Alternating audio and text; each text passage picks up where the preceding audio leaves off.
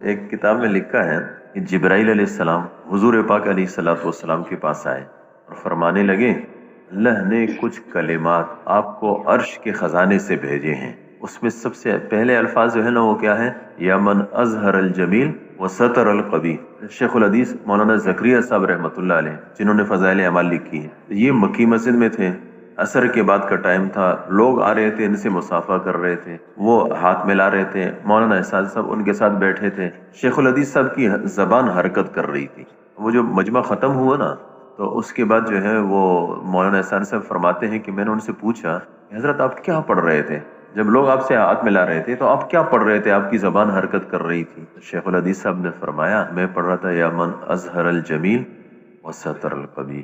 اے وہ ذات جو خوبیوں کو ظاہر کرتی ہے اور خامیوں کو چھپاتی ہے. اللہ کی ذات کیا ہے؟ خوبیوں کو ظاہر کرنے والی ہے اور خامیوں کو چھپانے والی ہے. اللہ نے میری خوبیاں ظاہر کی ہیں، میری خامیاں چھپائی ہے. سب میرے ساتھ ہاتھ ملا رہے ہیں، سب وہ کر رہے ہیں. اگر میری خامیاں لوگوں کے سامنے ظاہر ہو جائے تو پتہ نہیں کوئی مجھے قریب بھی چھوڑے کہ نہ چھوڑے. اسی طریقے سے اللہ نے ہم سب کی خامیوں کو چھپایا، ہماری خوبیوں کو ظاہر کیا. ہمیں بھی ایسے ہی کرنا چاہیے. ہمیں بھی لوگوں کی خامیاں چھپانی چاہیے، خوبیاں ظاہر کرنی چاہیے.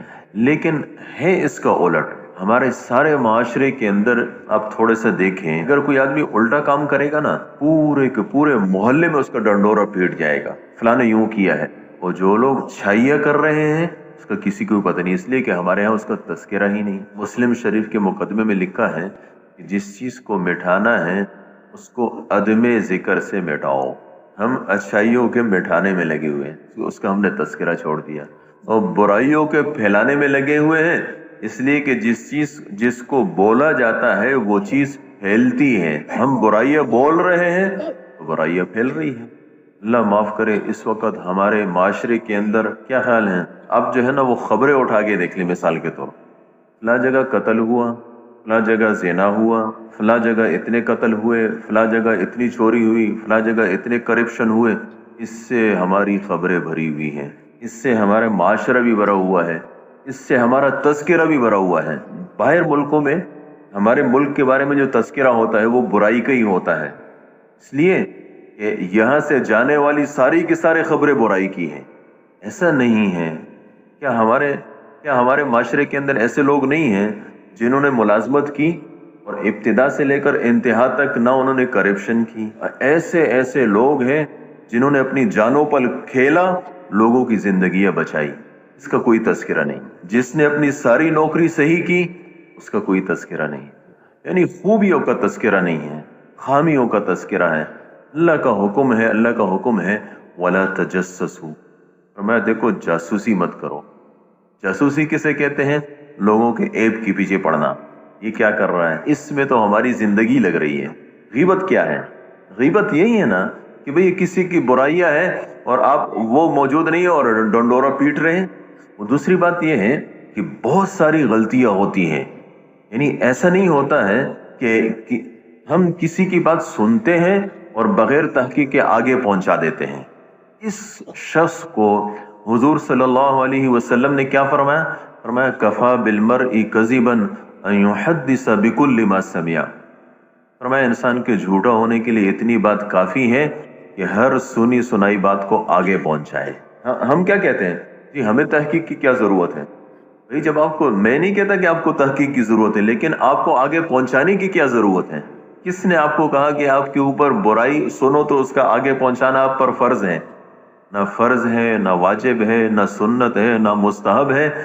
بلکہ ایسے شخص کو حضور صلی اللہ علیہ وسلم نے مکار دوست فرمایا اور اس سے پناہ مانگی ہے. اللہم انی اعوذ بک من خلیل ماکر. اللہ میں تیری پناہ مانگتا ہوں مکار دوست سے. کون ہے مکار دوست؟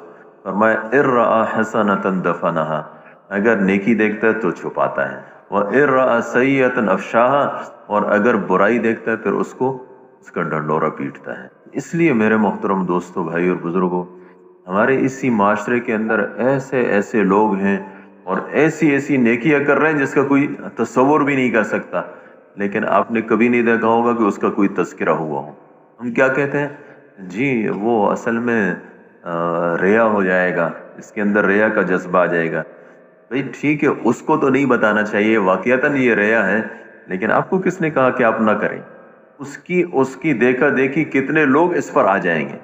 आज हमारे यहाँ क्या है, मिसाल के तौर पूरा पाकिस्तान है, इतनी बड़ी आबादी है, शैतान ने किसी को बताया कि चोरी का एक ये तरीका भी है। हमारे यहाँ जो खबरों वाले हैं वो इस खबर को ले लेते हैं और वो पीटते हैं। सारे पाकिस्तान में जितने चोर हैं ना, उन सबको पता चलता है एक चोरी का नया तरीका भी निकला है, इस तरीके से भी किया जा सकता है। सारे बुराइयों में मुब्तला। अगर हम खूबियां फैलाएंगे, अगर हम खूबियों का तस्करा करेंगे, तो फिर उसके बाद खूबियां फैलेगी, हमारा माशरा बनेगा। आज तो हमारे माशरे के अंदर सब दूसरी चीजें चल रही है। इसलिए मेरे मोहतरम दोस्तों, अपने अपने मिजाज को बदलना है। सहाबा इकराम का क्या मिजाज था? खूबियां फैलाते थे। हदीस इफक है बहतान, तो उसमें एक शख्स तो वो था जिसने बहतान बांधा था।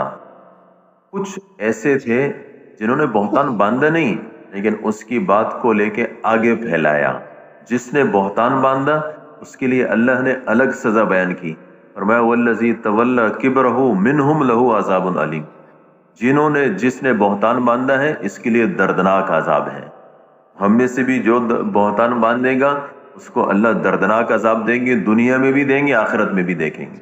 कुछ लोग ऐसे थे जिसने बहतान नहीं बांधा, लेकिन जिसने बहतान बांधा था उसकी बात लेके आगे फैलाई। उसको अल्लाह ने फरमाया लिकुल्लि इम्रिइम मिनहुम मक्तसब मिनल इस्म, इनमें से हर एक ने अपने हिस्से का गुनाह कमाया। इसलिए मेरे मोहतरम दोस्तों, अपने अखलाक बदलने चाहिए। हमें अपने साथियों की खूबियां बयान करनी चाहिए, अपने साथियों को करीब करना चाहिए।